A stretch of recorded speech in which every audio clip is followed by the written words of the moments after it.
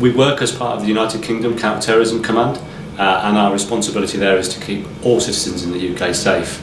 My responsibility is to lead in relation to the prevent and pursue elements of the National CT strategy. So what are we doing in that space?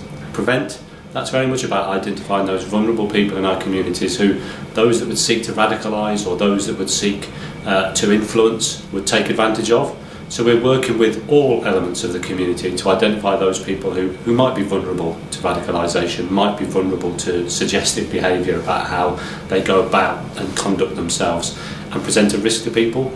So our approach is very much about identifying those people, working with partners across education, health and all the other public sectors that have a statutory responsibility in this area, and making sure that once we identify people, we wrap around some care to safeguard them.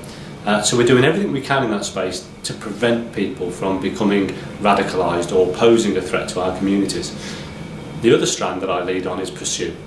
That's very much about the people who have either made their mind up or they're in a particular place where they seek to cause harm to our communities. And we work tirelessly in the background with a lot of different partner agencies here at Gartcosh and the Scottish Crime Campus to make sure that we identify those people and we work with whatever powers we have available to us to keep our communities safe by targeting them and then bringing them to justice. So some of the other areas that we have a keen interest in making sure people are aware of is, firstly, if people have any concerns out in our community about any particular threats that they perceive, particularly if they think it's terrorism related or domestic extremism, that they can call Police Scotland. They can call our partners. So long as they let us know, we will do something about it. So we want the whole of Scotland, all of the communities in Scotland, to play their part in keeping us, themselves and everybody else that comes to Scotland safe.